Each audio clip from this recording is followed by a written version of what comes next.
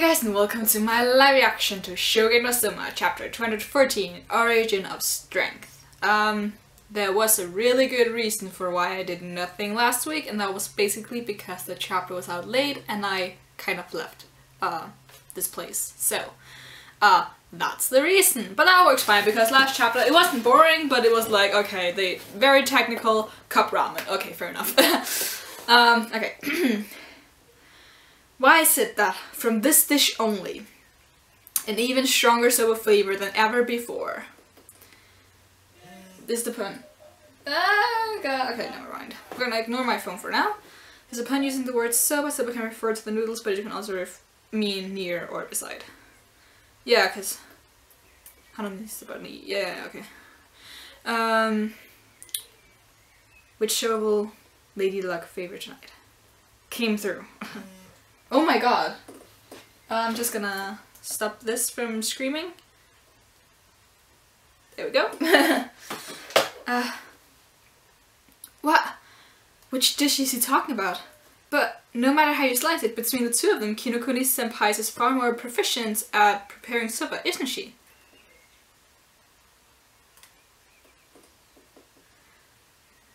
Fan art, okay. Okay, there we go.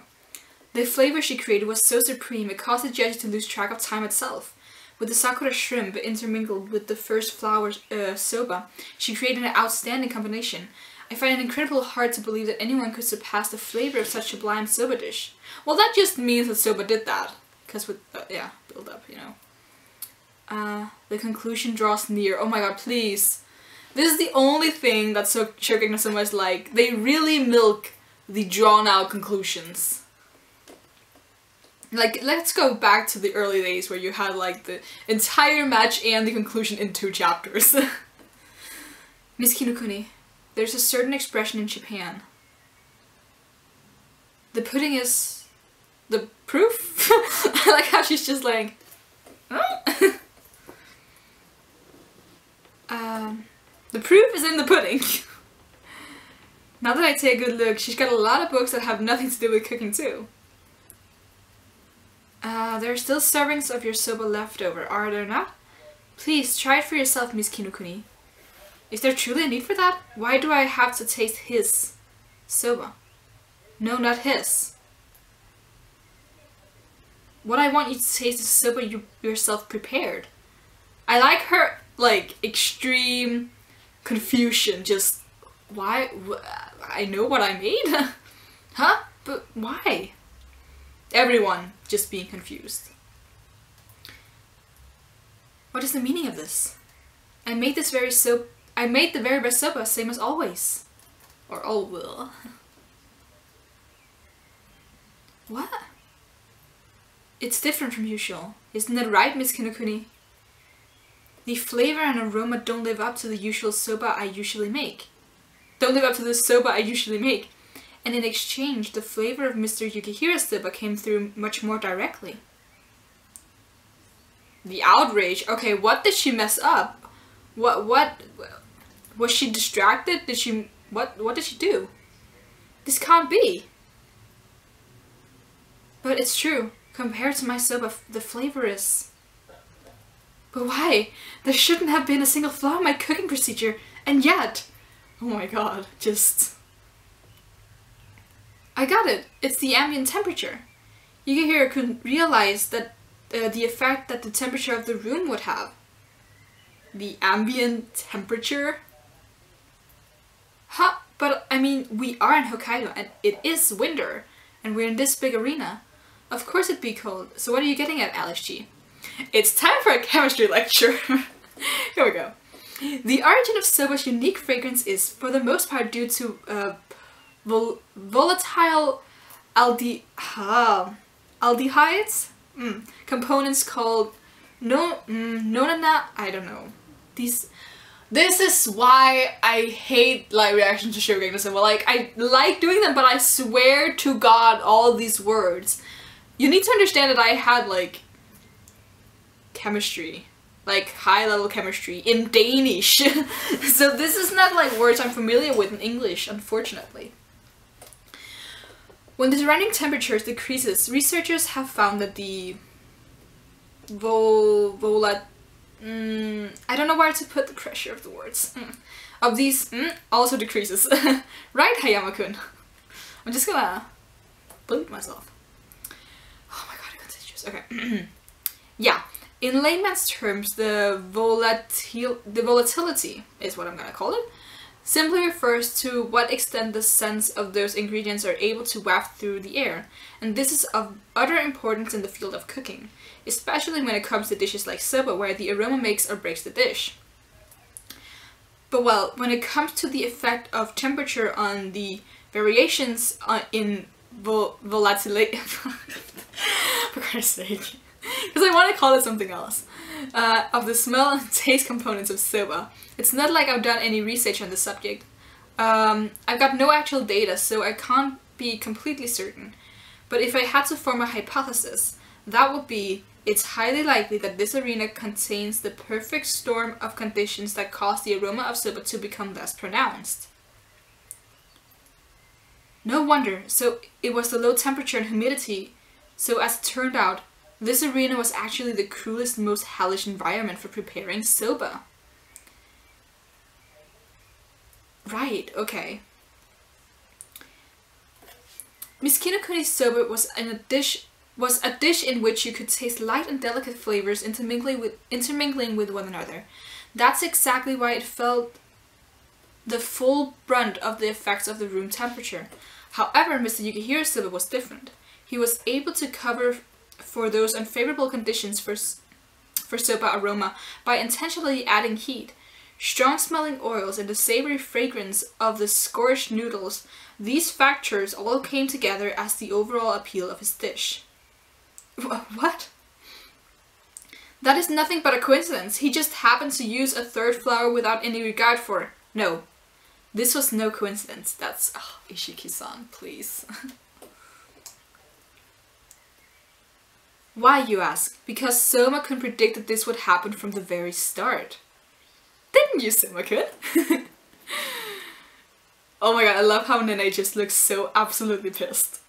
Well, I didn't realize that the temperature would be the culprit, but when I was choosing my soba flour at the beginning of the match, something felt off. Compared to all the times I handled soba flour at home or during class, the smell just didn't have the usual pungence.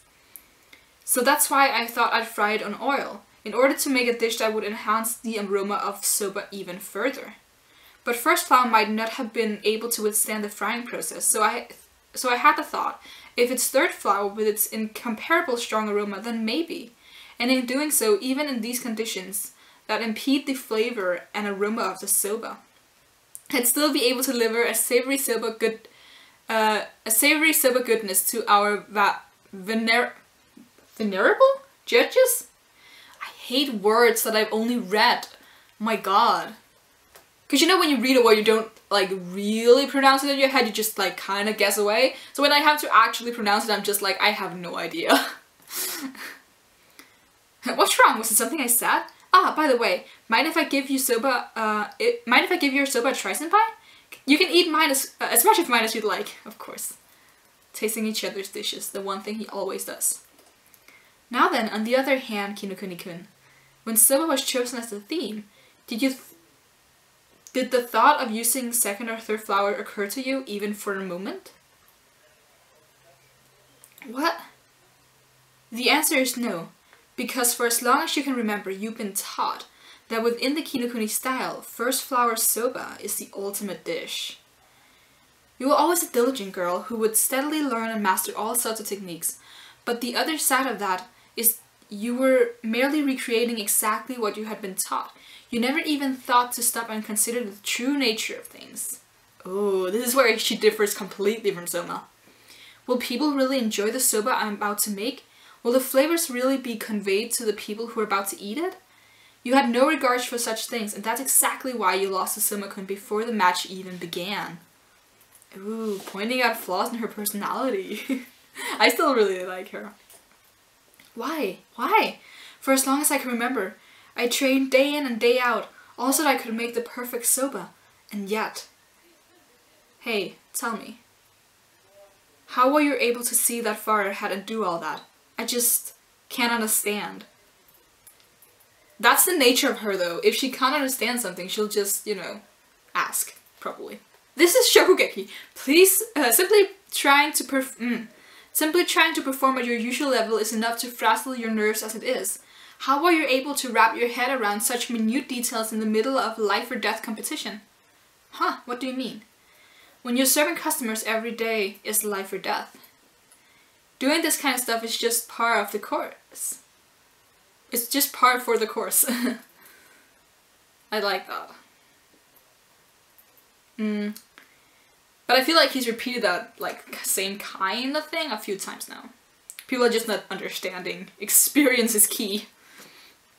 Do you understand it now? The reason why I'm facing him is so terrifying.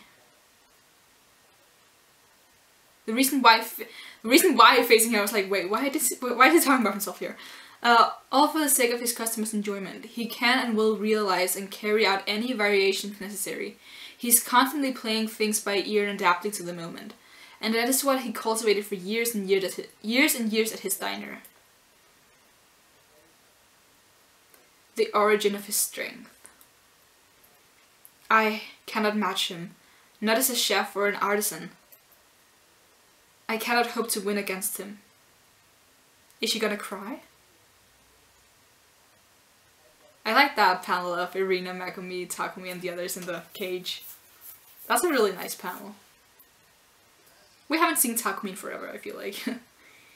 We will now deliver the verdict.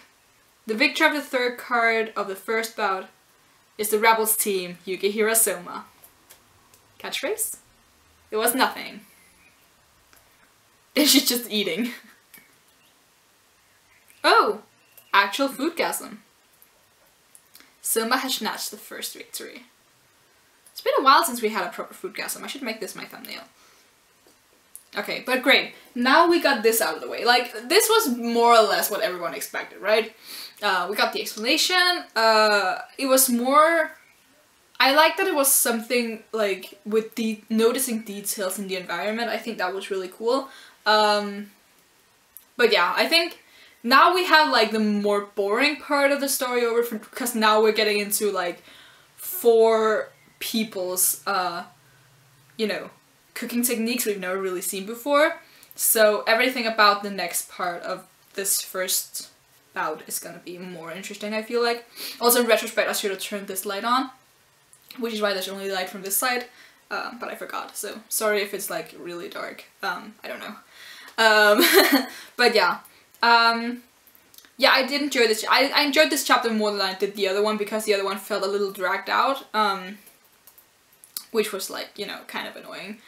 But yeah, I generally liked the way this turned out. So it was like she made like one mistake and he took advantage of like the change that was the mistake she made without, yeah, I think overall this made a lot of sense. It wasn't like a bullshit reason that he won.